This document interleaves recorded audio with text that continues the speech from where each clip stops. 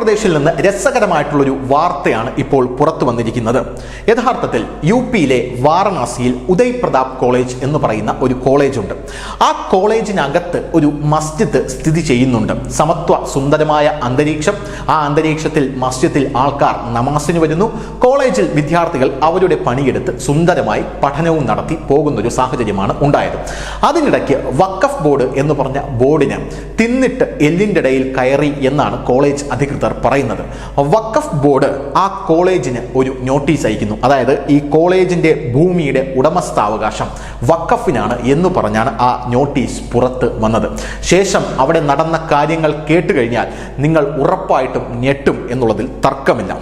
ഈ വാദം, അതായത് വഖഫ് ബോർഡ് ഉന്നയിച്ച ഈ വാദം കോളേജ് അധികൃതർ തള്ളിക്കളയുക മാത്രമല്ല, ഇതിൽ പ്രതിഷേധിച്ച് 500ഓളം വിദ്യാർത്ഥികൾ ആ കോളേജിന്റെ ഗേറ്റിൽ തടിച്ചുകൂടി വലിയ രീതിയിൽ ജയ് ശ്രീറാം വിളികൾ മുഴക്കുന്നു. പോരാത്തതിന് കാവിപ്പതാകയുമായി ആ കോളേജിനുള്ളിൽ ഇടിച്ചു കയറാനായി ശ്രമിക്കുന്നു. സ്ഥലത്ത് വലിയ രീതിയിലുള്ള സംഘർഷാവസ്ഥ ഉടലെടുക്കുന്നു. പോരാത്തതിന് പോലീസ് അതിൽ ഇടപെടുന്നു.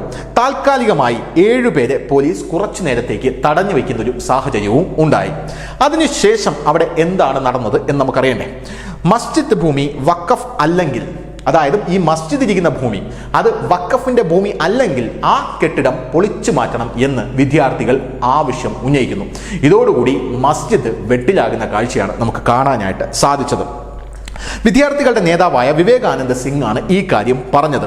ശവകുടീരത്തിൽ നമസ്കരിക്കാമെങ്കിൽ ഞങ്ങൾക്ക് അവിടെ നിന്ന് ഹനുമാൻ ചാലിസ ചൊല്ലാനും അവസരമുണ്ടാകുമല്ലോ എന്ന് പറഞ്ഞുകൊണ്ട് വിദ്യാർത്ഥികൾ ഒരു വിഭാഗം അവിടെ നിന്ന്, അതായത് മസ്ജിദിൽ നിന്ന് ഹനുമാൻ ചാലിസ ചൊല്ലാനും തുടങ്ങി. ഇതോടുകൂടി അവിടെ സംഘർഷ സാധ്യത കൂടി, പോലീസ് വിന്യാസം വളരെയധികം കൂടി എന്ന് നമുക്ക് മനസ്സിലാക്കാനായിട്ട് സാധിക്കുന്നു. കോളേജ് ഗേറ്റിൽ മതിയായ പോലീസ് സേനയെ ഇതോടുകൂടി വിന്യസിച്ചു. ACP വിദൂഷ് സക്സേനയാണ് ഇത് വിന്യസിച്ചത്. വിദ്യാർത്ഥികളെ മാത്രം, ഒന്നുകൂടെ പറയുന്നു, വിദ്യാർത്ഥികളെ മാത്രം ഐഡന്റിറ്റി കാർഡ്, അതായത് കൃത്യമായിട്ടുള്ള ആധികാരികമായിട്ടുള്ള രേഖ കാണിച്ച് വിദ്യാർത്ഥിയാണ് എന്ന് ഉറപ്പുവരുത്തിയ ശേഷം മാത്രം ആ കോളേജിനുള്ളിലേക്ക് കടത്തിവിട്ടാൽ മതി എന്നാണ് അവസാനം പോലീസ് തീരുമാനമെടുക്കുന്നത്. പോരാത്തതിന് മസ്ജിദിൽ വെള്ളിയാഴ്ച നമസ്കരിക്കാനും ആരും വരരുത് എന്നും പോലീസ് നിരോധനാജ്ഞ അവിടെ പ്രഖ്യാപിച്ചു.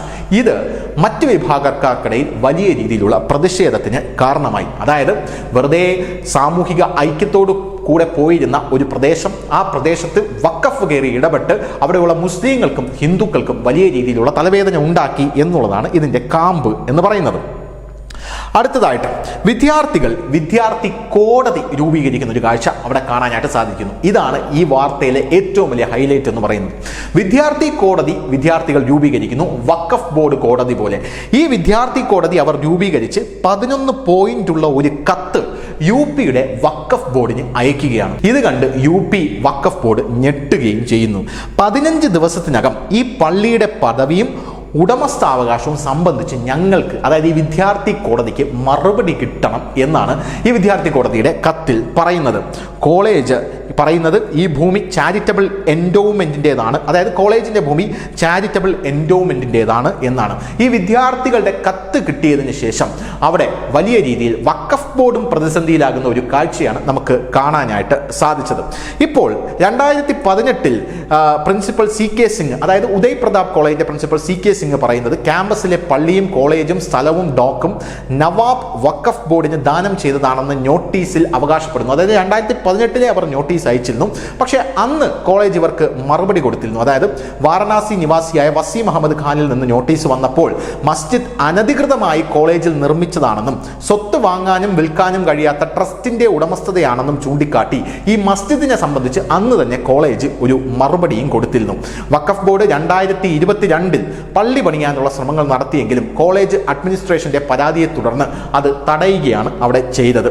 ഇനി രണ്ടാമത്തെ കാര്യം, കോളേജ് അഡ്മിനിസ്ട്രേഷൻ വേറൊരു കാര്യം കൂടെ ഇതിനകത്ത് ഇപ്പോൾ കുത്തിപ്പൊക്കി കൊണ്ടുവരുന്നുണ്ട്. അതായത് ഈ മസ്ജിദ് വൈദ്യുതി മോഷ്ടിച്ചാണ് അവിടെ ഉപയോഗിക്കുന്നത് എന്നാണ് കോളേജ് അധികൃതർ പറയുന്നത്. ചുരുക്കം പറഞ്ഞാൽ അവിടെ ആ മസ്ജിദിന് ഇപ്പോൾ വെട്ടിലായിരിക്കുകയാണ്. അവിടെയുള്ള മുസ്ലിങ്ങളടക്കം അവിടെയുള്ള ഈ വഖഫ് ബോർഡിന് നേരെ തിരിയുന്ന ഒരു സാഹചര്യമാണ് ഉണ്ടായിരിക്കുന്നത്.